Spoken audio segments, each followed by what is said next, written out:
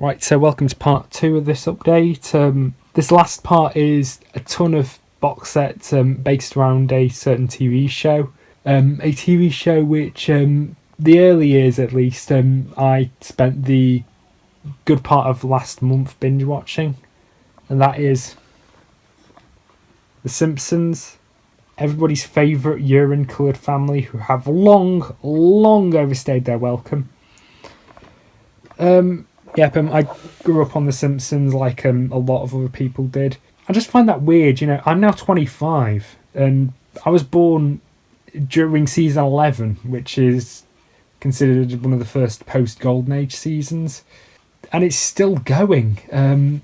It's weird people have nostalgia for a show which is still there. Obviously, The Simpsons has long overstayed its welcome. It's basically beating a dead horse with another dead horse at this point. I don't hate modern Simpsons. Like, you can put on a modern episode and be reasonably entertained by it, but they're not great. You can kind of tell it's just going through the motions at this point. But the classic era, the first 9 seasons, is still great. Would I consider it one of the best runs for any TV show? Maybe, but I'm not sure.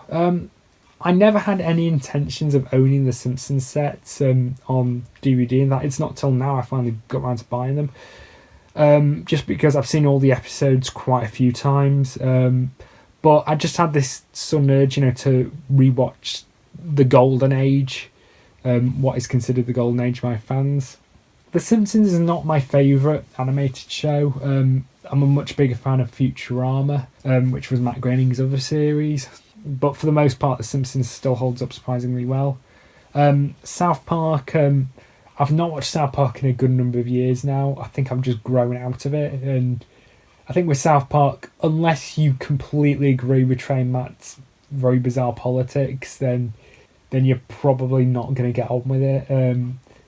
Indeed, I've seen the new stuff advertised for South Park, and South Park, well, for a while has basically been Old Man Yells at Cloud. But The Simpsons still holds up remarkably well, and, even to this day, I'll find myself, referencing it and quoting it in various places. So I've got the first 10 seasons on DVD. What I'm going to do is I'm going to go through each of the sets and sort of give my general overview and point out any episodes. So the first one we've got is season 1. A very nice set. I believe this was, when this first released back in 2001, this was the best-selling TV show set on DVD for a few years.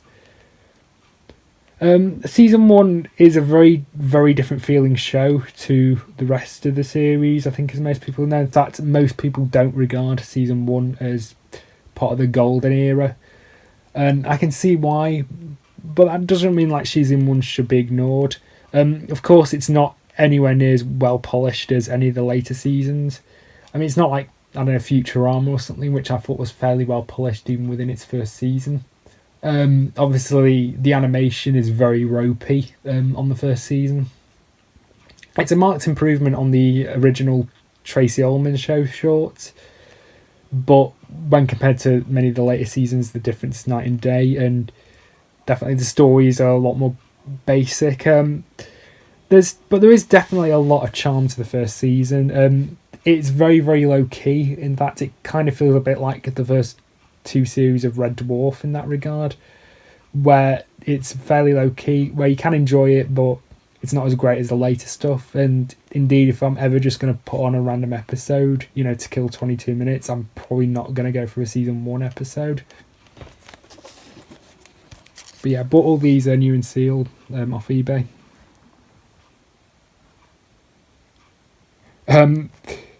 Special features contains the complete first season with all 13 episodes. Yeah, that's not a special feature. I think people who buy this know what they're buying. I'd be very disappointed if this didn't have all 13 episodes. But yeah, inside, something I like about these sets is you tend to get different artwork, like when you take the case out and so on. This is the backing card. When you buy these second hand, 9 times out of 10 the backing card's missing. And on the other side, I got a letter from Matt Groening. And there we have the discs. And this is a 3-disc set. The other seasons have 4 discs. Because this is actually the shortest season. This is only 13 episodes, whereas season 2 onwards are on average between 20 and 25 episodes. Yeah, but inside we have, of course, the episode guide.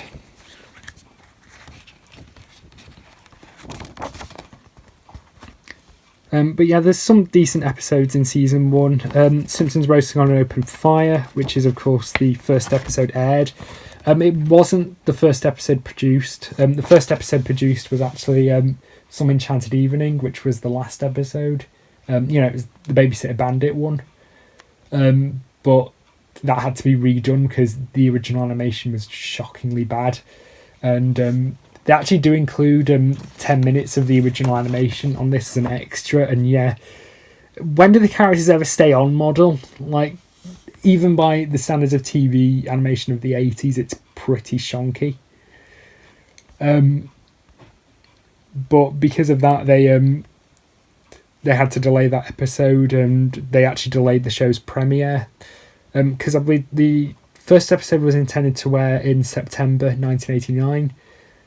But they pushed it back, and the first episode was Simpsons Roasting on an Open Fire, which aired in December 89, and was actually the 8th episode produced. That's why it has a bit more polished than some of the other episodes from season 1, and why despite Santa's Little Helper being introduced in that episode, he doesn't really show up for most of season 1. Bart the Genius, which was the earliest canon animation. This was the second episode produced, and the show's future depended on it, being any good. And when they got the animation back from Korea, the animation was frankly much better than Enchanted Evenings. And you can kind of tell the animation in this one is particularly ropey. Primarily the backgrounds are especially basic, but with season 1's animation it does improve. Early season 1 looks noticeably worse than later season 1. Homer's Odyssey is of course a very good one. Probably one of the darkest episodes of the first season. I mean, and a pretty dark episode fairly early on because Homer tries to kill himself at one point.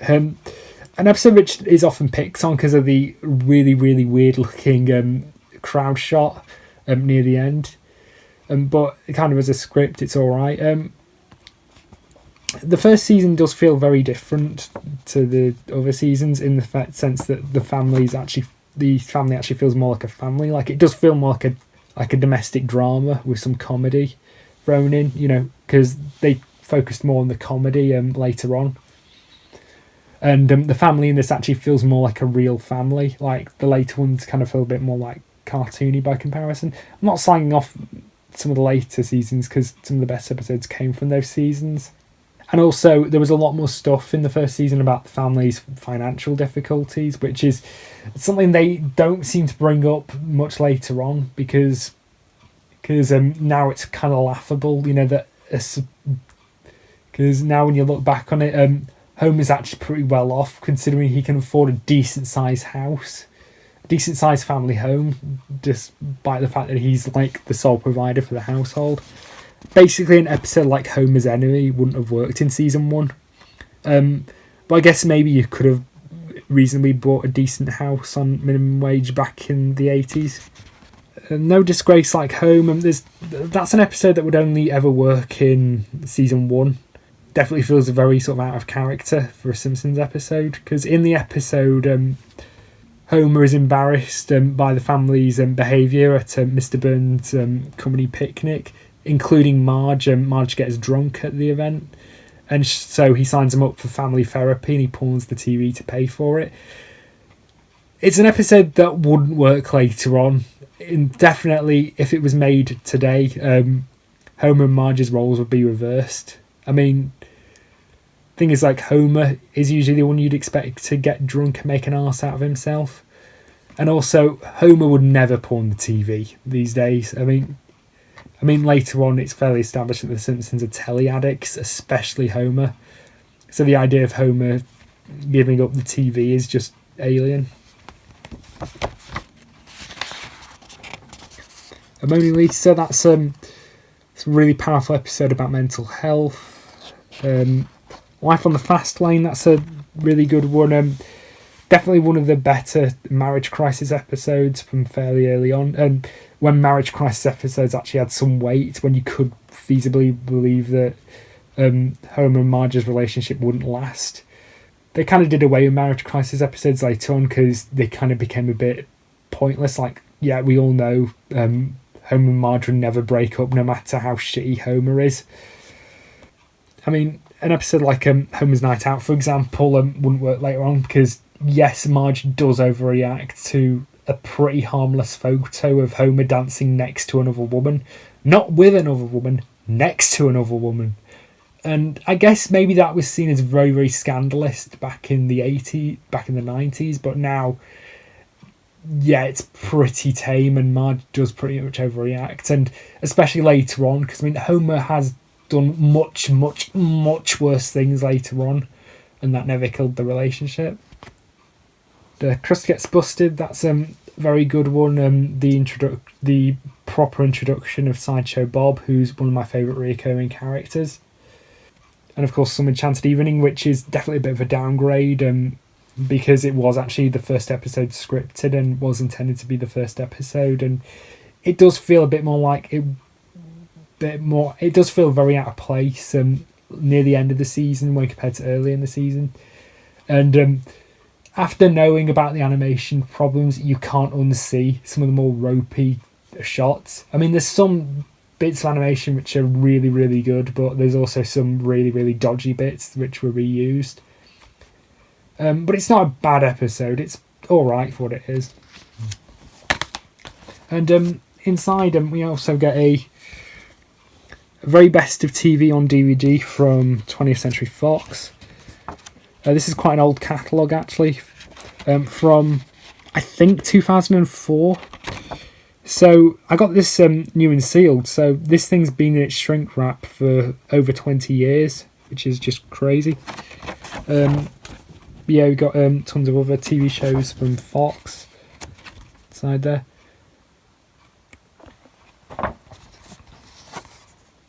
Season 4, that was the latest season released. Simpsons Collection, Futurama, Family Guy, Buffy, Angel 24, X-Files, so on.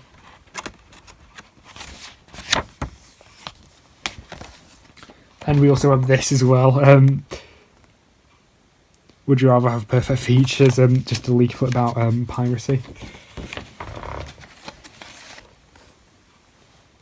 Season 2, which is definitely a marked improvement on Season 1.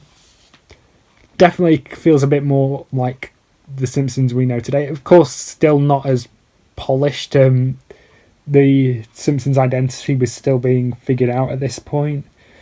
But definitely still a really, really good season. I think Season 2 probably has the most drama episodes in it, as opposed to reliance on comedy.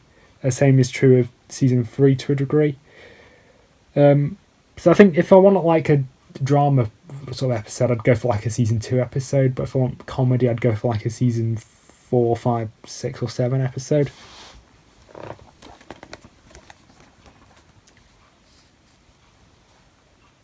But yeah, includes quite a lot of classic episodes. One thing I like about this set is that they did do quite an interesting theme with it, where the characters' head swapping, which was based on one of the couch gags, which was actually a couch gag introduced in the 3rd season, not the 2nd season. But something I like about these is you can swap the discs around.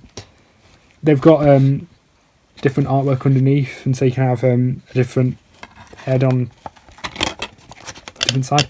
Which I like the idea on the packaging, but it's horrible on the menus, because on the menus basically you have to do this stupid head swapping game before you can actually get to the menu. It's not even a game. All you do is just hit the enter button a couple of times and then it brings the menu up.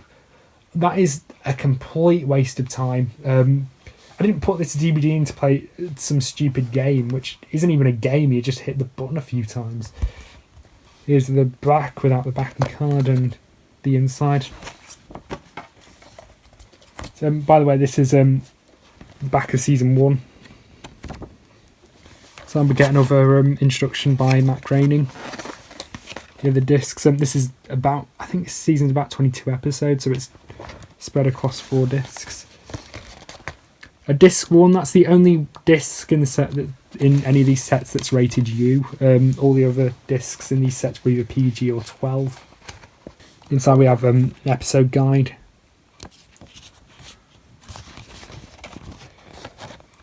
Bart gets an F, which was the most viewed episode, one of the most viewed episodes in Fox's history, and I believe it is still the highest viewed episode of The Simpsons. Very good one, very good sort of more low-key sort of drama plot lines when, you know, Bart's struggling grades in school, are really kind of brought into focus. This was, I believe this wasn't the first episode produced for season 2, but they made it the first because this was right at the start of Bartmania. The Bartmania of the early 90s, so there's a lot of Bart-focused episodes in the first 2 seasons. Because by the time like the 3rd season came along, the focus was shifting more towards Homer. But yeah, Bart Gets an F is a decent one. An episode which doesn't work as well like many years later because the show's on a floating timeline. Bart's been stuck in the 4th grade since 1989. So the drama doesn't work quite as well. So the stakes aren't as high as they should be, but I guess you could get away with it in season 2 because this was still fairly early on and they didn't know how long the show would last for. Treehouse of Horror, of course, the first of the many Treehouse of Horror episodes, which are always fantastic. Even after the show itself had declined, like the Treehouse Horrors for the most part remained consistent. This one's not one of my favourite Treehouse of Horrors. It's very plain by comparison, but it's still pretty enjoyable episode. There's two cars in every garage and 3 hours in every fish. That's one where Mr. Burns runs for governor. It's an alright episode, an alright political themed episode. It doesn't stick out as many of the later ones do, but it's still pretty good. A Dancing Homer is of course classic, as is Dead Pudding Society. Yeah, Dead Pudding Society, that's a really good sort of one, sort of the relationship between Homer and Ned Flanders, because sort of the relationship changed, because in the early seasons Ned Flanders wasn't that much of a religious fundamentalist. He sort of became one as the show continued. It was more Homer didn't like Ned Flanders because he envied him, because Ned Flanders clearly had a lot more money than Homer did and could afford a much better house and had a better family than Homer did. Obviously the religious fundamentalist stuff came in later. Bart the Daredevil was, of course, an all-time classic. The Springfield Gorge moment is iconic for a reason. A lot of people say The Simpsons got too ridiculous, especially towards Homer, because Homer became invincible, and he sort of did, but in Bart the Daredevil, Homer falls down a fucking gorge twice and survives, and nobody brings that up. Sure. Itchy and Scratchy and Marge, really good satirical episode, sort of one that criticises all sides, the censorship argument, with Marge being sort of like a Meg Whitehouse sort of busybody, and sort of the issues, between what they consider high art and what they consider as trash and should be censored and so on. Bart Gets Hit by a Car. I think this was the introduction of Lionel Hutz, one of the best guest characters, played by the late great Phil Hartman. One Fish, Two Fish, Blue Fish. That's a pretty dark episode. It's a great episode, but pretty dark. One of the only times, along with Homer's triple bypass, where Homer could die potentially, and there was actually a lot of drama surrounding that. Homer's kind of invincible. We know Homer's never going to die, no matter how many times he should have by now. But it still is really effective and not really that funny, but has a lot of good drama to it. Even though I think in real life, if you'd ingested the venom of the fugu, you would have known pretty quickly if you'd been poisoned or not. It's not, you don't eat it, you're fine, and then 24 hours later you drop dead. It doesn't quite work like that. It has a lot more stages to it. Oh Brother, Where Art Thou? That's the introduction of Homer's half-brother, Herb Powell. This episode's fine. I don't mind the episode, but the discourse surrounding it and surrounding Herb Powell as a character really ruined the sequel episode in the 3rd season. Lisa's Substitute is, of course, an all-time classic. One of the best Lisa-focused episodes, for sure. War of the Simpsons, which is a very interesting one. One of the fairly early marriage crisis episodes. And you know how I mentioned in There's No Disgrace Like Home, it's Homer who's embarrassed by Marge getting drunk. This is kind of more like that, except the roles are reversed properly. Like it's Homer who embarrasses Marge at the family party, and it's one of the only times when Homer's alcoholism isn't played for laughs. I think The Simpsons is like the only show that ever got away with playing alcoholism for laughs, because I mean, as we all know, alcoholism isn't funny. Three Men in a Comic Book, that's really good fun. The introduction of a comic book guy. Then Blood Feud is another really good one as well. The complete 3rd season is next. Great season as well. I don't know how I'd compare it to season 2. I think it definitely is sort of that point where the show was evolving, definitely into the show we know today. This was the first one, show ran by Al Jean and Mike Reiss, who later went on to create The Critic, and were definitely instrumental in making The Simpsons the show it is today. Yeah, this is quite a notorious set, because this features the episode Stark Raving Dad, the Michael Jackson episode, which was famously taken out of circulation a few years back because of the controversies surrounding Michael Jackson. I can understand to a degree why they don't want to be involved with it, but at the same time, it is sort of like book burning, just pretending it didn't exist, rather than acknowledging it. But in saying that, it's not a particularly hard episode to get hold of. I mean, this DVD's fairly cheap. In fact, the first 10 seasons in particular with The Simpsons on DVD, despite I think these are all out of print now, it is very, very cheap. So most versions have Start Moving Down on them, including this one. And thing is, though, it's impossible to take an episode which a 30-plus year old episode out of circulation. But yeah, behind the backing card we have the family falling through the back of the couch, which is based on one of the couch gags.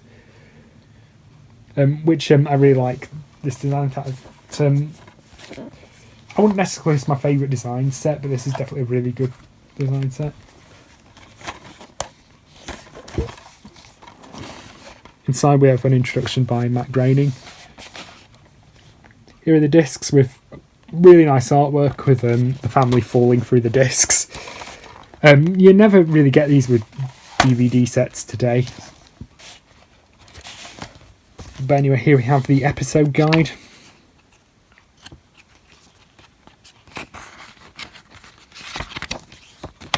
Stark Raving Dad, which of course is the notorious Michael Jackson episode, but Obviously, taking out Michael Jackson's involvement, it's a really good episode, really solid. Mr. Lisa Goes to Washington, that's another really good one. When Flanders Failed, that's another really good Homer and Ned related plotline. Bart the Murderer is of course a great episode. The introduction of Fat Tony. Like Father Like Clown, which yes doesn't have that much comedy in it, but I'd say as a drama episode it's actually pretty good. The episode where they reunite, where Bart and Lisa reunite Krusty with his dad. Treehouse of Horror 2, which is definitely a marked improvement on Treehouse of Horror 1. I definitely prefer a lot of the stories in Treehouse of Horror 2. Monkey's Paw segment especially is fantastic. A Flaming Moe's, which is of course an all-time classic episode, featuring a guest appearance from Aerosmith. Radio Bart, that's a good one with Sting. Home Alone, that's a really fun episode where Homer's left to look after Maggie after Marge goes on holiday, and the kid and Bart and Lisa were with Patty and Selma, and of course Homer ends up losing Maggie. Homer at the Bat, that's a great episode as well.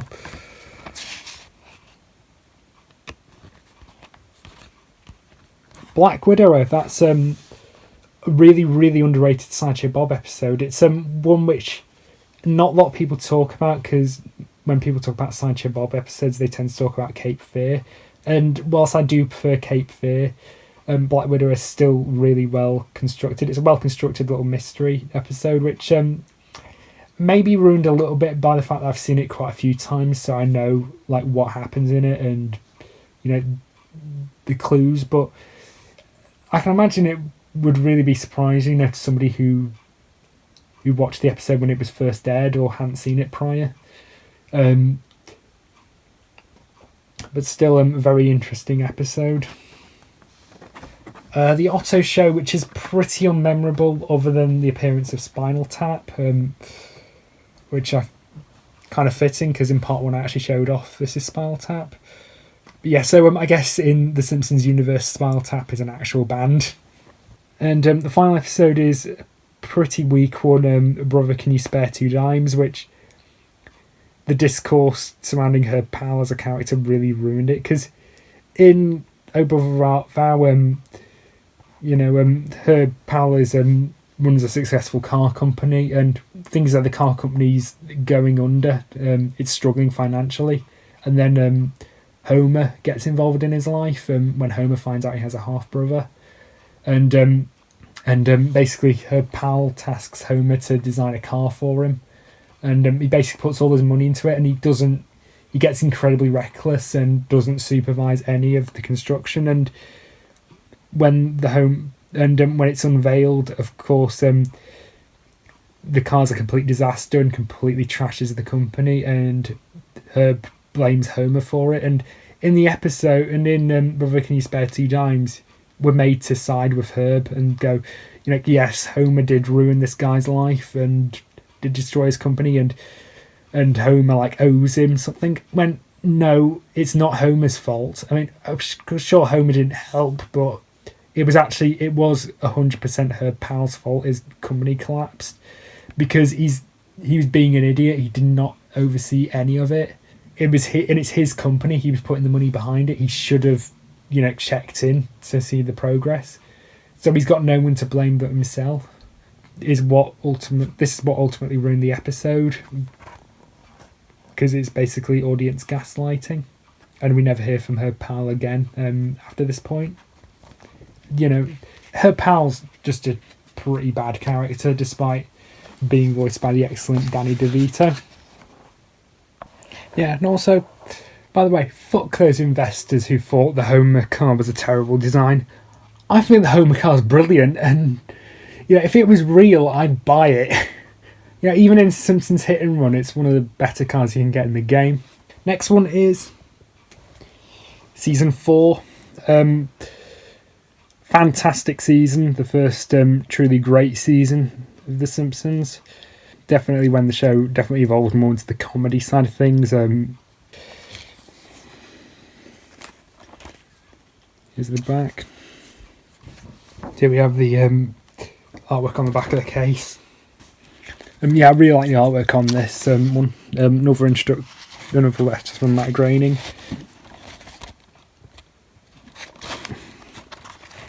And behind each disc you get different artwork on each side. Some of it's a bit weird, like the relationship between Principal Skinner and Mrs. Krabappel on there, even though they didn't get in a relationship until, let's say, I think it was about season 7 when they got into a relationship, so it's weird to see it on advertising in season 4.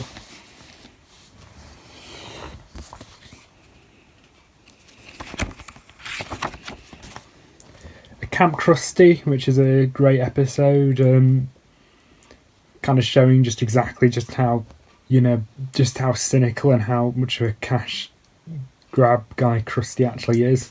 I believe this was actually originally intended to be the premise for the Simpsons movie, when they were planning the Simpsons movie back in the 90s.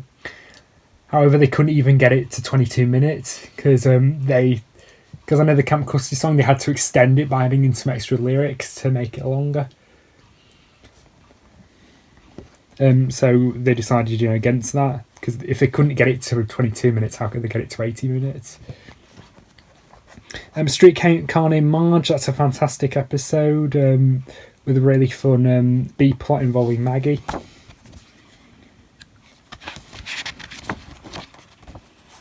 Homer the Heretic, which is not that great. I mean, it's a tiny bit preachy in regards to religion. I guess this was this was back in the 90s when it was more respectable, to be religious rather than it is now, because back then, people weren't as secular as they are now. But definitely still a very decent episode, and one of the episodes I actually had on VHS when I was younger. These tapes have clearly seen better days. They still work. Well, it's not one of my favourite episodes. Treehouse of Horror 3, of course, another great Treehouse of Horror episode. My favourite part is probably the killer doll, the story. Yeah. The doll is cursed, but it comes with your free frozen yogurt. I call it Frogut. Frogut's also cursed. Mr. Plow is, of course, an all-time classic episode for a reason, and easily one of the funniest. The pornography store line bit just gets me every time. It's one of those jokes you don't get as a kid, but as an adult, it's absolutely hysterical. Homer's Triple Bypass, which is a bit like One Fish, Two Fish, Blowfish, Boofish. In the sense that Homer could actually die from this, but I think it has better jokes. Because this one actually surprisingly had me laughing quite a bit, despite the very serious tone and subject matter of it. And it's also a deeply dark satire of the American healthcare service. How more lower class people like the Simpsons have to go to quacks like Dr. Nick, to get life-saving surgery. Which is the type of storyline which would never work in the UK because we've got the NHS. Hopefully we still have it by the time this video comes out. But yeah, I do genuinely believe people who want the NHS scrapping are psychopaths. Like, they've got absolutely no empathy whatsoever. No ifs, no buts. Anyway. Marge vs. the Monorail, which is, of course, a great episode written by Conan O'Brien before he became a talk show host. Definitely a great episode. Isle of Lisa, very good one. You can pinpoint the exact moment Ralph's heart breaks. So it's come to this a Simpsons clip show. The clip show episodes are notoriously bad. amongst fans of the series for pretty obvious reasons. And they were designed just because Fox wanted more episodes and they're cheaper to make. Other than the 138th episode Spectacular, the season 4 clip show is probably the better of the clip shows, probably because it has a better plot with a prank going horribly wrong. But it's definitely not a great episode. It's a clip show, so what do you expect? It's not very good. But they kind of served their purpose at the time, but especially when you got them all on DVD, it's kind of redundant. The Front, which is an alright episode, but it's a good episode there, but you can tell it's an episode which was padded to hell because the episode was running too short. The Everybody Loves Ned Flanders bit is in there just because it was running too short and they needed something to get it up to the minimum length. Now, not all episodes that have padding are bad. Like, obviously, Camp Krusty's a good one, and Cape Fear as well. But The Front is one of those ones where you can really tell. But the main plotline itself is okay, even if it should have been more of a B plot rather than the A plot. Margin Chains, that one is another one I've got on VHS. It's definitely got a really good middle act, but Apu's an absolute twat in it. I'll tell you that for nothing. And, especially after this point, when Apu became a bit more likeable as a character. In this one, I don't know, if I was Marge, I'd never forgive Apu for what he did. Basically sending Mark to court and so on just for accidental shoplifting, which was an accident, by the way. It clearly was, and yet Apu's a bit of an unreasonable prat in it. Krusty Gets Cancelled, that's a good one. Season 5, The Greatest Show on Earth, definitely another fantastic season. The first David Merkin season, and the first of the Simpsons sets to be rated 12, which is continuing theme with the other Simpsons sets. The last one to use this style of packaging as well, with the couch gag type packaging, which I guess they probably had to retire it later on because there's only so many ideas you can do with it. This one's based on the infamous circus line couch gag, which the circus line couch gag was only created just for episodes which were running too short. So whenever you see it in front of an episode, that's why. Inside, unfortunately, despite the fact I got this new and sealed, I don't know what conditions this was in before I got it, but the artwork was absolutely welded to the case, and it took me ages to actually get the damn digipack out. And as you can see right there, it's taken some of the paint off on the inside of the box, and that's a bit of a shame, really.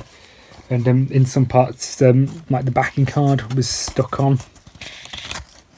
There you can see I had to use Sharpie to cover up the damage, but I can live with it.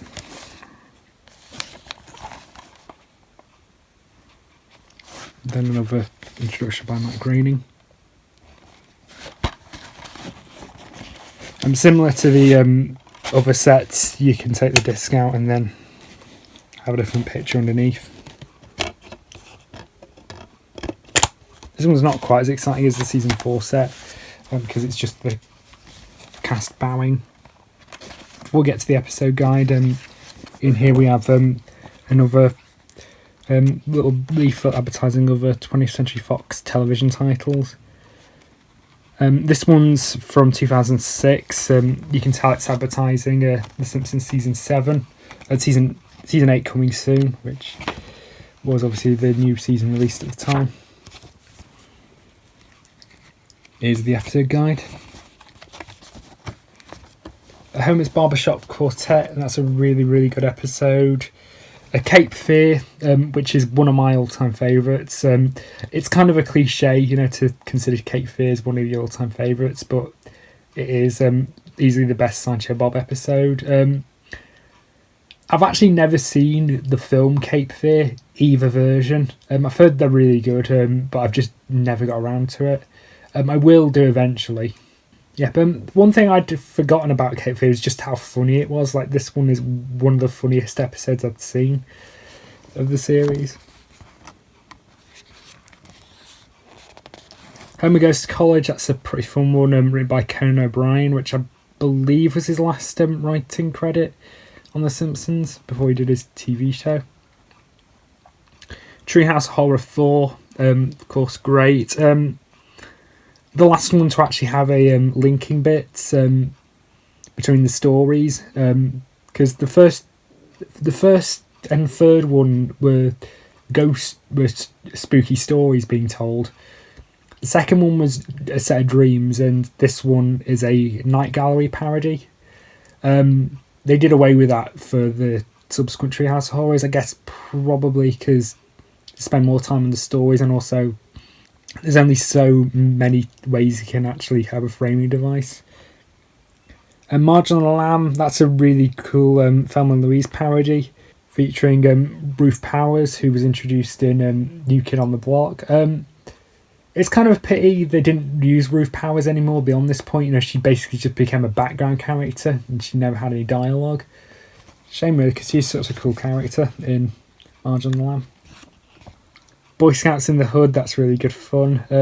Last Temptation of Homer, that's another really good one with Michelle Pfeiffer. Springfield, or How I Learned to Stop Worrying and Love Legalized Gambling. That's a great one where Mr. Burns opens a casino. Homer the Vigilante, which is on the Crime and Punishment VHS. That's a great episode. The one with the cat burglar in it. And Homer sort of sets with the vigilante group. And the ending, which was a Mad, Mad, Mad, Mad World parody, is absolutely hilarious. Yeah, no, dig up, stupid. Bart Gets Famous, that's a great one. That was one which was... this was... when Season 5 was broadcast, this was long after Bart Mania had ended. And it's sort of a critique of that.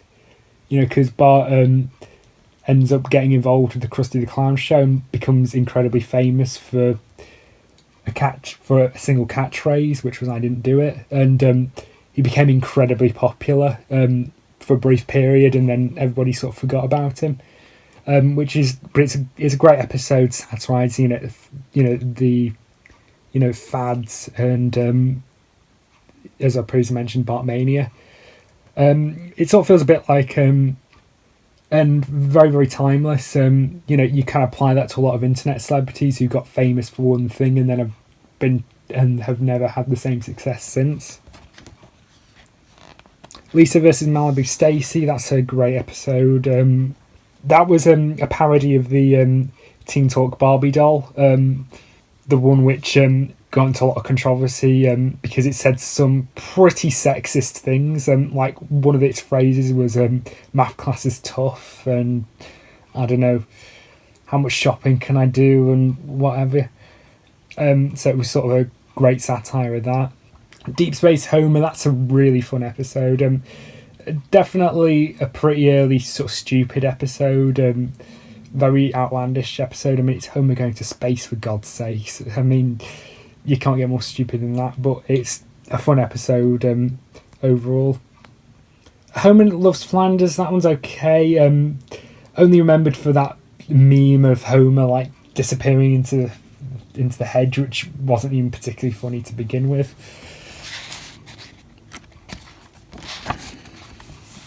Bart Gets an Elephant, which is a stupid episode, but really good fun.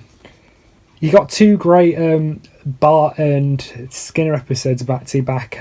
Sweet Seymour Skinner's Badass Song and The Boy Who Knew Too Much, both really solid episodes that tackle the relationship between Bart Simpson and Principal Skinner. Especially Sweet Seymour Skinner's Badass Song, when they actually become friends after Bart inadvertently gets him sacked. Season 5 is definitely a great season, but sadly the closing episode is pretty bad. Secrets of a Successful Marriage, which, yes, it does have the dissing your fly girl bit, and yes, that bit's really funny, But other than that, the rest of the episode's pretty fucking bad. I mean, it's a marriage crisis episode, but the issue over it is Homer is 100% in the wrong, because he becomes a teacher at in an adult education class, and he shares private information with his class, and Marge keeps telling him stop sharing private information, and Homer completely ignores her and just continues to do it until she finally kicks him out. And Homer lives in the treehouse and so on. And you know, in real life, that should have been the killer. That should have been the moment Marge realised the relationship isn't healthy, and she should have just cut Homer off completely from her life. And I mean, it is really true example of jerk-ass Homer, because I mean, Homer's an arsehole in it. And I mean, Homer's always been a bit of a prat, like that's kind of part of his character, but he was going way too far in that one. And the ending of it is pretty bad as well, where he just says, you know, where he just comes back crawling and says, yeah, I'm dependent on you, I'll die if I have to live on my own, and Marge just forgives him. Like, what? I'm sorry, what? There's no way you can satisfactorily repair that relationship after that point. But yeah, despite the problems with Secrets of a Successful Marriage, it's still a really good season. Then we move on to another one of my favourite seasons, season 6. Quite a contentious box set in America, because when they originally released this, they released both in the UK and a lot of other territories, they released, you could get either the standard cardboard box, which is one I've got, or you could get this cheap and tacky plastic Homer head. In America, the only option you had was the tacky Homer head. You could not buy the standard box in retail shops, and obviously it doesn't match the rest of the sets, and they're pretty fragile. But what they inexplicably did was, when you bought the Homer head in America, you'd get a sheet of paper with it saying, like, ring this number and to get a cardboard box, and they printed the wrong number, and when you rung it, it directed you to a website, which, why not just put the website address in the first place? I don't know. But when you fill in the form, you know, to get your cardboard box, they dox your information, and even now, long after the site domain expired, the website, including the information of the people who sent off the cardboard box, is out there. It's been archived, and sorry to hear that. But yeah, in the UK and a lot of other territories, you had the option at retail to get the cardboard box. But other than that, season 6 is definitely a fantastic season. With this is probably my favourite packaging, actually. This is sort of focused around the Who Shot Mr. Burns episode. Behind there we get quite an interesting thing. We actually get the list of the episodes on the back of the box. None of the other sets do this. It's just season 6, to my knowledge. But inside we get the head, and you can swap the box round, and the giveaway is to Who Shot Mr. Burns. I mean, it's a cliffhanger, you know. It was result. I think most people know Who Shot Mr. Burns by now.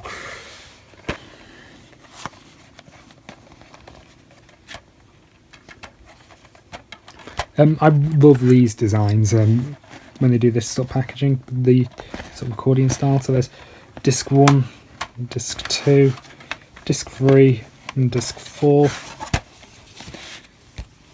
Here's the episode guide, which is in the form of a case file, which it's really nice. It beats the generic ones. We get the letter from Matt Groening, which was they switched it to being inside the boxes for season 6 onwards.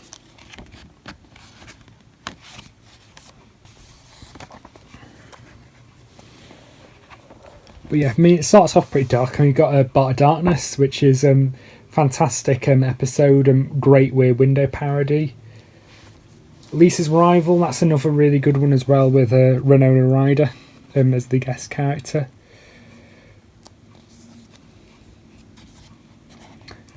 Another Simpsons clip show, which a lot of people say All Singing All Dancing is the worst clip show. I personally am going to have to go with another Simpsons clip show just because it's so shit. I mean, it's not even endearingly shit. I mean, the framing device is lousy. The theming of it is pretty bad. I mean, it's about love, for God's sakes. I mean, of course, I'm not going to get on with it. Written by Pennywise, who I believe it's John Vitti. He used an alias because he didn't want to be associated with writing for a Simpsons clip show episode. Itchy and Scratchy Land, that's a really fun episode. Sort of a parody of Westworld and like Disneyland and stuff. I believe this was written because some stricter censorship guidelines were coming in at the time, and that basically meant the Simpsons couldn't use Itchy and Scratchy anymore, so the writers wrote the most violent Itchy and Scratchy episode they could imagine. Sideshow Bob Roberts, that's a good Sideshow Bob episode where he rigs the election, even though the way he does it and the way they find out is, and the way Lisa and Bart find out how he did it is pretty ridiculous and would not work in the real world, but oh well, it's still a great episode. Treehouse of Horror 5, considered by many to be the best Treehouse of Horror episode, and yeah, I'm inclined to agree. Absolutely fantastic. All the segments are brilliant, especially the Shining parody at the start. I'm a Bad Man, that's satirising sort of tabloid culture and people taking situations out of context. Grandpa versus Sexual Inadequacy, that's a really good one that tackles the relationship between Homer and his dad.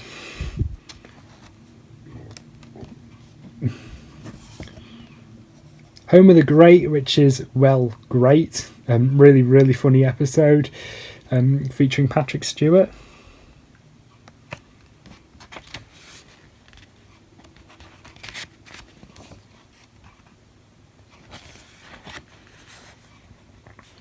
Homer the Clown, that's an alright episode. That was sort of one of the ones where it sort of became full circle because early on it was planned that Homer was meant to be Krusty.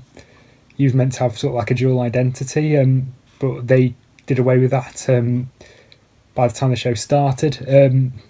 But they sort of play on that in this episode, with them looking identical. A Star Is Burns, which is the crossover of The Critic. I showed off the Critic DVD in part 1. Quite a contentious episode because Matt Groening hated it with a passion, so much so that he actually took his name off the episode and went fairly public because he felt like it was just a cynical advert for another show. And I can kind of see where he's coming from, but at the same time I don't agree with him being public about it. And but as an episode on its own, I mean, it's definitely a really great episode. It's got many of my favourite jokes in it. Boo Earns, that's the joke. Barney's film he submits to the film festival, and the joke twist with the prize bit. That's movie time, and it's a really well written episode overall. Maybe it does feel a bit like an advert for The Critic, but that's only if you know it was, because I, like a lot of people, didn't know about The Critic until many years later, because this episode was on TV a lot, but The Critic was way before my time, so I didn't get to see The Critic. I don't even think The Critic ever aired in this country, so when I initially saw it, I didn't see it as a promotion. And I mean, there have been crossovers with other shows since this, like there was the X-Files crossover and, stuff with Family Guy, Futurama and so on. So I think Matt Groening has kind of warmed up to the idea of crossovers.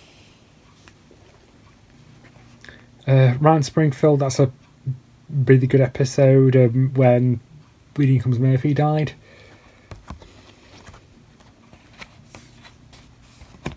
Lemon Troy, that's a really fun episode where Bart and the rest of the kids try to get the lemon tree back that Shelbyville stole. And definitely a very fun sort of just episode set in Shelbyville. Set in Shelbyville. And then finally, Who Shot Mr. Burns Part 1, which is a great episode and quite a notorious episode because this was the first ever season-long cliffhanger The Simpsons ever did. And there was a lot of speculation as to who shot Mr. Burns, and I believe there were actually bets and so on. I think everyone knows who shot him now. At least I hope most people know who shot Mr. Burns. But it still works remarkably well. Also, as an extra on the DVD, they've actually got the Springfield's Most Wanted special on here, which was a parody of America's Most Wanted, which aired right before Who Shot Mr. Burns Part 2 aired. Then we got season 7, which is another fantastic season. Of course, the first episode was the closing to the cliffhanger from season 6.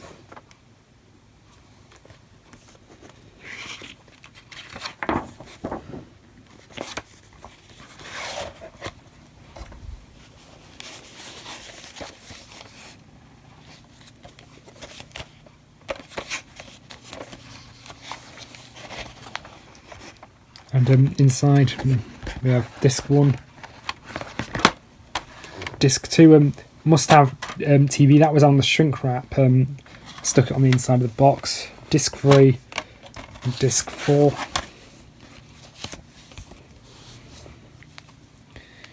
Here's the episode guide.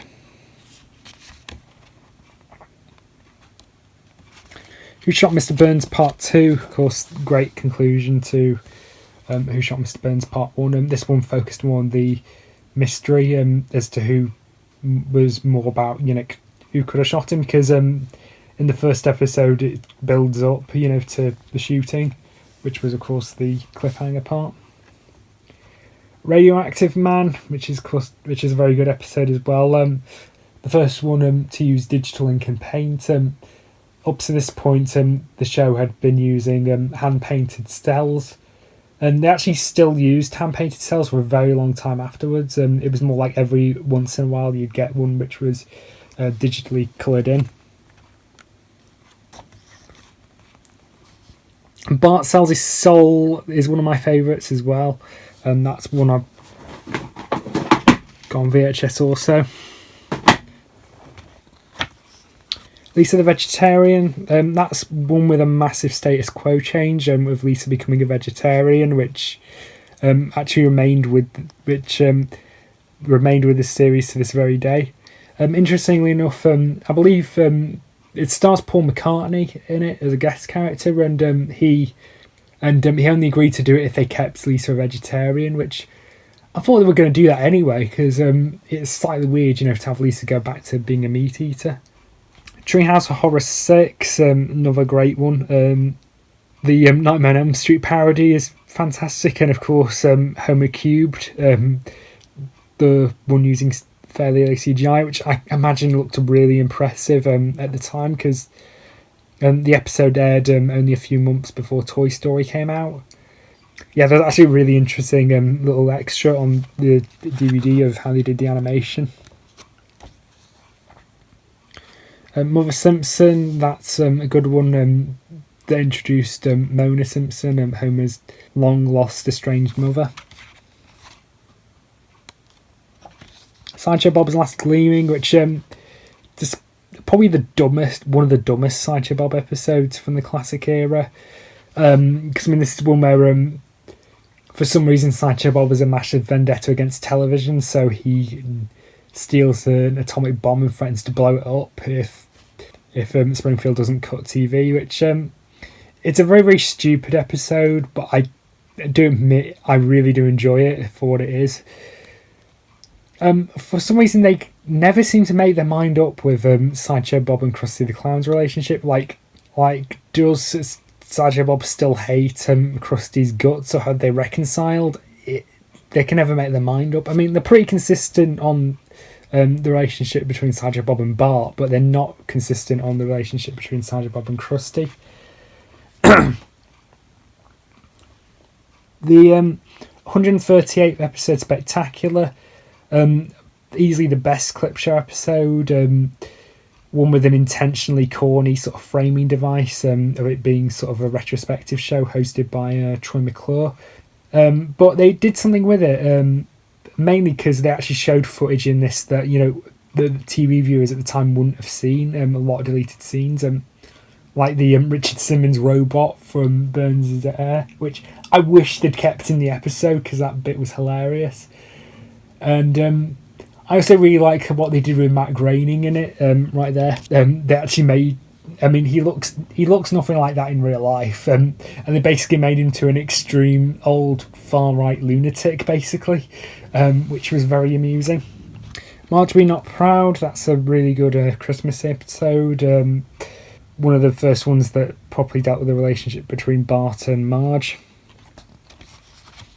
Two Bad Neighbours, which was sort of a play on, you know, sort of the rivalry between the Simpsons and George H.W. Bush, because George H.W. Bush famously hated the Simpsons, and that there's quite a famous quote where he says, like, American families should be a lot more like the Waltons and a lot less like the Simpsons. And like many years later and long after he'd left office, they did the episode where they finally meet up. It's a very amusing episode. Lisa the Iconoclast, that's a really good one, where it turns out Jebediah Springfield is sort of like Christopher Columbus, as in he's a massive fraud. The Day the Violence Died, that's a really good one as well. The one where it turns out Itchy and Scratchy is actually plagiarised, and definitely a very enjoyable episode. And I always find it vaguely sad that I'm the only one who gets what the Fritz the Cat bit is a parody of.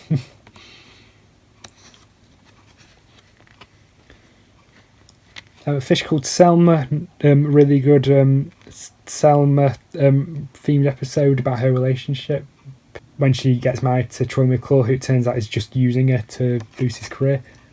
Bart on the Road, that's a really fun episode as well. 22 short films about Springfield. This is the one Steamed Hams came from. Yeah, I've seen that. God knows how many times I've seen that sketch, and it's still absolutely hilarious, as is the whole episode, really. Much Apu About Nothing, which obviously taking out, you know, the controversy surrounding Apu as a character. I mean, I do think they were right, you know, to retire Apu as a character. Say what you will, I don't really care.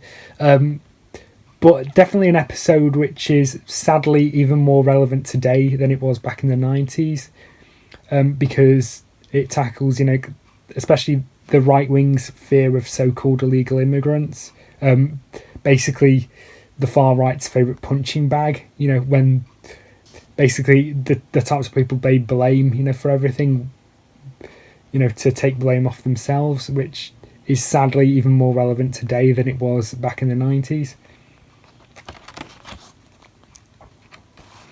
And Summer 4'2" is a really good one as well.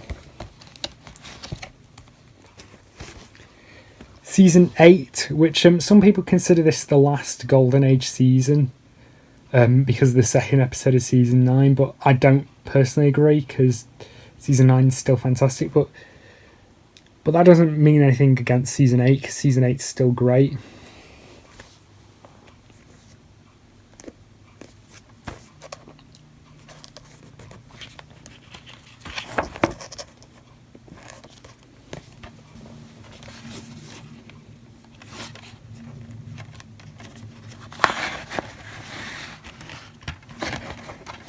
So anyway, here we have disc 1, disc 2, disc 3, disc 4.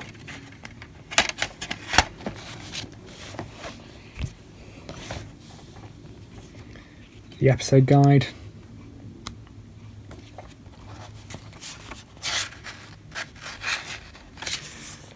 Treehouse Horror 7, which is a really good one, as you might expect with a Treehouse Horror episode. My favourite segment's probably... hard to say, actually. My favourite segment's probably the Hugo segment. The one where it turns out Bart has a so-called evil half-brother.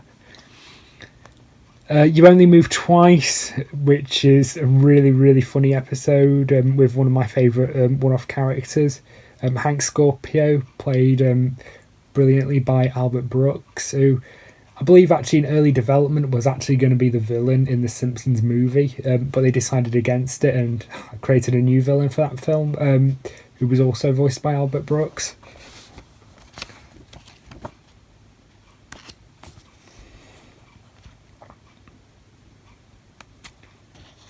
Bart After Dark, that's a pretty fun episode where Bart works for a burlesque house.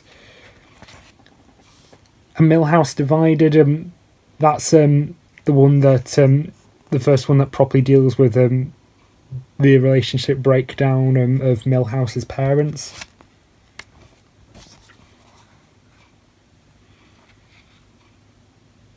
Hurricane Neddy, that's one of my favourite jokes from that episode is when Ned has his nervous breakdown and he goes to mental hospital, and one of the patients is Jay Sherman, and this episode aired I think it was a year or two after The Critic had ended. That's a really funny bit. The Mysterious Voyage of Homer Simpson. I'm not going to try to pronounce what the actual title is, but that's a really good episode. I believe the hallucination scenes were actually animated in-house rather than being sent to Korea, because I believe David Silverman wanted the animation done in a specific way, and so he did it in-house. The Springfield Files, that's a great episode. That's the crossover with the X-Files. Of course, when I saw the episode when I was young, I didn't know about the X-Files, and so I didn't know it was a crossover. A lot of people apparently found the Mr. Burns alien terrifying as kids. I never did. I always thought it was hilarious.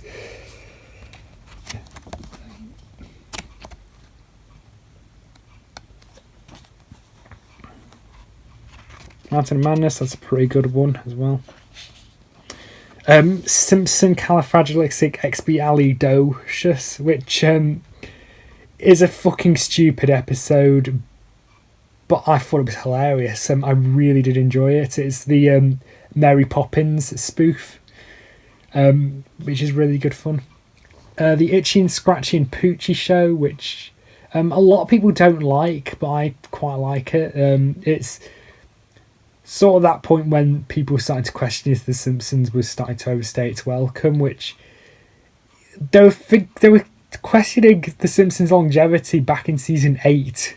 We're now season 36 now. And that, no joke, the Simpsons writers actually suggested adding another character to The Simpsons household.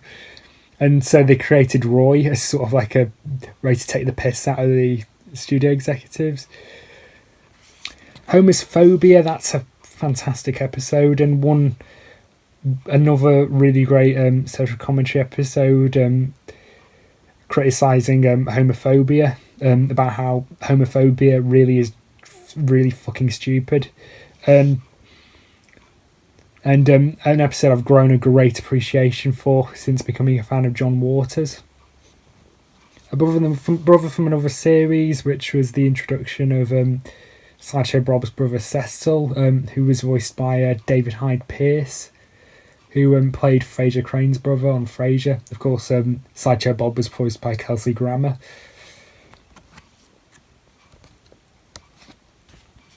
Oh, My Sister, My Sitter. This one's pretty painful. There are a lot of people who like it, but I don't. I mean, there are some decent jokes outside of the Lisa having to babysit Bart parts, but the Lisa having to babysit Bart parts are fucking painful. Taking out go-to bread. It's basically like Alice Doesn't Live Here Anymore, the Simpsons episode, with Bart being that obnoxious kid in it. Yeah, seriously, I hate Alice Doesn't Live Here Anymore. It's basically that, because I mean, it's basically Lisa being tortured for no clear reason, other than Bart's an absolute prat. But yeah, definitely not an episode I like. Next one is actually an episode I do like, Homer versus the 18th Amendment, where they reintroduce prohibition into Springfield, and Homer becomes a bootlegger.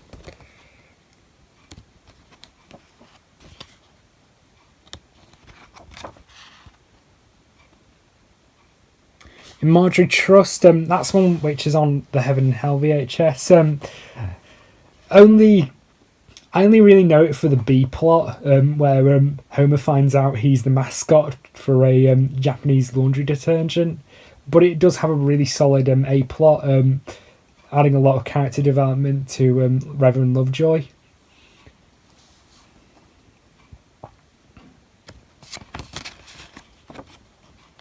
Homer's Enemy, which is of course an all-time classic. Surprisingly, an episode which was very divisive when it originally aired, but is an episode people have definitely grown to. Another episode where it's sort of questioned, the Simpsons' existence, after this point, because, Frank Grimes, a lot of people say this was the introduction of jerk-ass Homer. Personally, I don't agree with that, because Homer's not being malicious in it. He's not being an arsehole or anything. If anything, he's trying to reconcile with Frank Grimes. But Frank Grimes, he's not the bad guy. He is really a really sympathetic character. If he is basically like if you stuck a live action if you stuck a real person into the world of The Simpsons, because I mean, let's face it, if you had to work with Homer Simpson in real life, you'd probably go insane and electrocute yourself too. I mean, obviously there's a disconnect because, we're watching, because obviously there's the fourth wall between Homer and the view, so we kind of forgive Homer. But, in real life, Springfield would have probably become the next Chernobyl.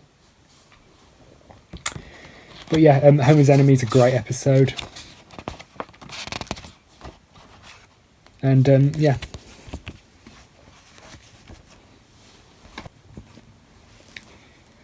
Season 9, featuring the 200th episode, which, in my opinion, is the last truly great season. It's not to say I didn't really hate any of the seasons post this, but after this point, the show started to get a very hit or miss.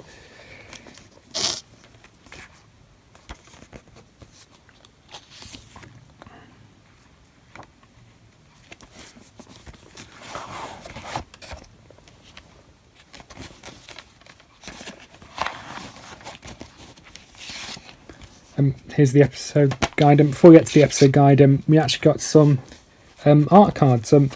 These are actually postcards. I think they used to, in somewhat earlier DVD insets and special editions, they'd normally include postcards, but I think they kind of evolved into art cards. I guess probably for the best, because who the hell would actually send these as postcards? Sort of parodies of famous album covers.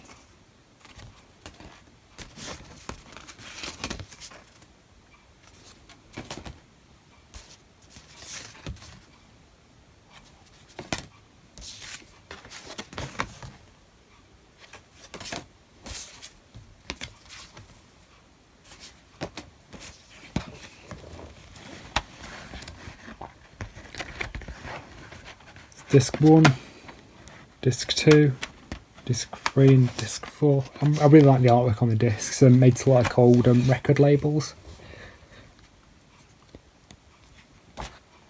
Here's the episode guide.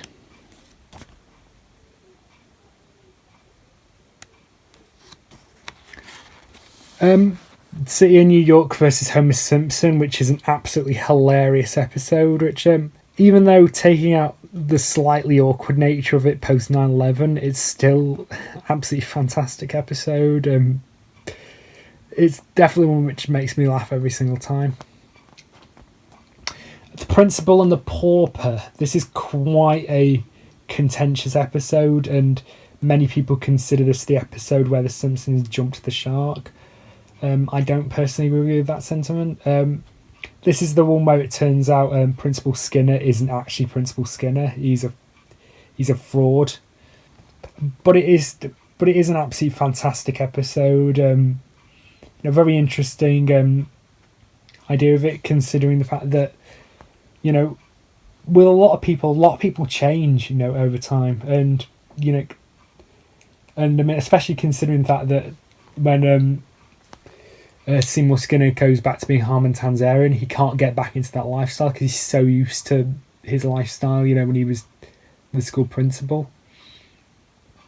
And also it was still really funny, coming from being one of the last episodes produced by Bill Oakley and Josh Weinstein. It's still absolutely hilarious. I mean, I know the writers were, liked the idea of the episode, where there's Matt Groening and Harry Shearer famously disliked the idea. They thought it was stupid. And it didn't really affect how I viewed Skinner at all. I still viewed Principal Skinner as Principal Skinner, even though I knew full well he wasn't actually Principal Seymour Skinner. And that's why a lot of people don't consider season 9 part of the Golden Age, which I don't think is that fair, because there's a lot of great episodes. Post Principal and the Pauper. Lisa Sachs is a really good flashback episode. Treehouse Horror 8. Another great Treehouse Horror story. This one, my favourite segment's probably Fly versus Fly, which was a parody of The Fly. The Cartridge Family is a really good one as well. A very, very contentious episode, especially here in the UK, because originally Sky One refused to air it, although it was allowed to air on terrestrial TV due to the sheer amount of gunplay in it. And of course, obviously, the episode aired a year after the Dunblane Massacre, so I can kind of see why they didn't want to air it. The Dunblane Massacre, aka the reason why guns are virtually outlawed in the UK, and I hope to God it stays that way.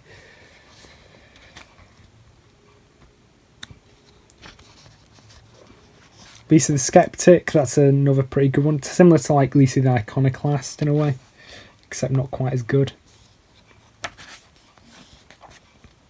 Miracle on Evergreen Terrace, which is quite a contentious episode, mainly because it's so fucking mean-spirited. Like it's so mean-spirited, it actually kind of rolls around and becomes funny again. It's not a great episode. It's not an episode I'd ever go back to. It's not as like anger-inducing as My Sister or anything. All Singing, All Dancing, which is considered the worst clip show episode. Yes, it is a pretty bad clip show episode, but the framing device is so shit, it actually rolls around and becomes funny again because of just how corny it is. And I mean, especially when Snake just shows up, which was actually pretty funny. And also, I can't hate an episode that has the Paint Your Wagon bit in it. Which, yes, I was surprised to discover Paint Your Wagon is a real film. And yes, it does feature Clint Eastwood and Lee Marvin singing. And it doesn't feature any wagons being painted. Bart Carney, that's a pretty good one with featuring the guest star Jim Varney. A Joyous Sect, that's the one which satirised Scientology many years before South Park did. Great episode. Slightly ironic given Nancy Cartwright, who voiced Bart Simpson, is actually a Scientologist, or at least she was a Scientologist. Yeah, great episode. Dad's Bus, that's another really good one as well.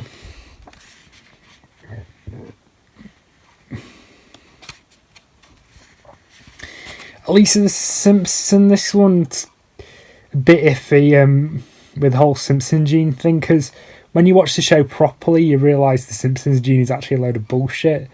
Because like Bart, especially Bart, can actually be quite smart in his own way. He's not as dumb as the show makes him out to be. The early edition, that's again, I think only remembered for the B plot where Homer gets a helper monkey, and of course Homer being Homer, he overfeeds it. Trash of the Titans, that's the 200th episode. it's decent, but definitely not as good as say Sweet Seymour Skinner's Badass Song. The issue with it really is I don't much care for the ending. I think the ending with when Homer decides the best way to get rid of all the trash in Springfield is just bury it underground, and of course it ends up rising back up and Springfield becomes uninhabitable. So they dig it up and move it like 5 miles away, which by Simpsons standards is such an incredibly stupid plot point. But overall it's not a bad episode. King of the Hill, that's a pretty good one, where Homer climbs a mountain. And Natural Born Kisses, which is really funny, sort of exploring, the love lives of Homer and Marge. And the second half basically just devolves into them running around Springfield naked. And then finally, season 10. Season 10 is considered the last Golden Age season, and I do vaguely wonder why I bought season 10. I got it really just because, well, it's a good round number to end the Simpsons sets on, and also it's the last one to use this style of packaging before they cheaped out with, the card packaging, which basically is speedrun scratching your disc. But yeah, this season was definitely sort of that point where the show started to get a bit more hit and miss.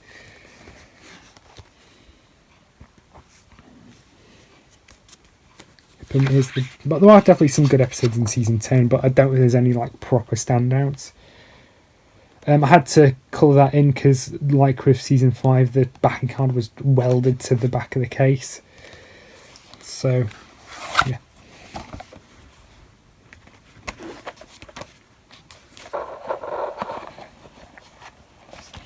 Here's the inside. There's disc 1, disc 2. Disc 3 and disc 4.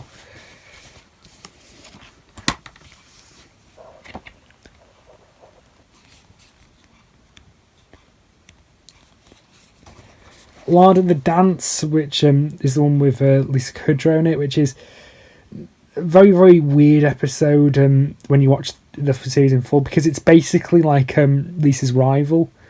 Only difference is it doesn't quite work because the girl in it, who's played by Lisa Kudrow, she's incredibly popular and she basically acts older than she actually is. It doesn't quite work because the thing is Lisa was never popular, and so the whole drama of the girl in this being more popular than Lisa doesn't quite work. I mean, it works better in Lisa's rival because the girl played by Winona Ryder, she's more intellectually gifted than Lisa, so there was definitely a bit more of a more believable rivalry there. Although it does have a pretty fun B plot with Homer stealing grease. The Wizard of Evergreen Terrace, that's a pretty good one as well, where Homer gets obsessed with Thomas Edison. Bart the Mother, which is sort of the spiritual successor to Marge Be Not Proud, and is another really good one. Treehouse Horror 9, not as good as some of the other Treehouse horrors, but definitely a very enjoyable one. The itchy and scratchy segment's really good, as is the Hell to Pay bit. When You Dish Upon a Star, that's the first celebrity fan wank episode where you got where it felt a bit more like an endorsement of a promotion for the celebrities. It's just like Alec Baldwin, Kim Basinger, Ron Howard just showing up in Springfield because reasons. Down in the Wind, that one's not great. The one where Homer becomes a hippie. That's the only notable thing for me is George Carlin's in it. Lisa gets an A. You gotta love the B plot with Homer and Pinchy. Homer Simpson in Kidney Trouble. A pretty bad episode. A lot of people say it's because Homer's a twat, for running out on his father, because Homer's meant to give his father a kidney after he causes his kidneys to explode.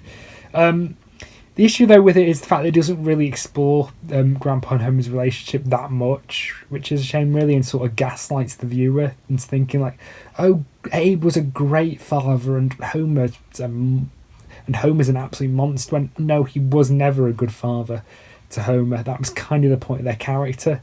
That's why Homer can't stand Abe.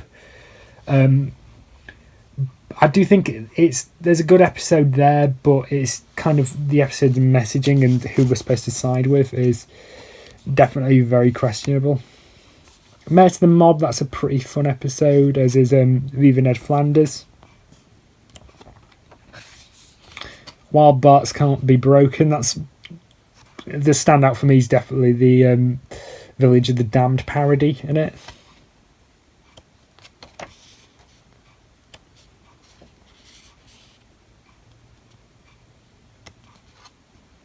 Most of these episodes just don't really stick out as much as the other ones do. Simpsons Bible Stories, that's a really good one as well. One which was shown to kids in school. I don't think I was ever shown this one when I was in school. But definitely a really good episode. Mom and Pop Art, that's a pretty enjoyable one. Monty Can't Buy Me Love, that's a pretty weak episode. Where Mr. Burns tries to get people to love him by capturing the Loch Ness Monster and basically just hires him to work in his casinos. Not a great episode. But yeah, that was season 10. It's not a terrible season. I don't mind season 10, but it's certainly not a great season, and very few of the episodes actually stick out when compared to some of the previous season episodes.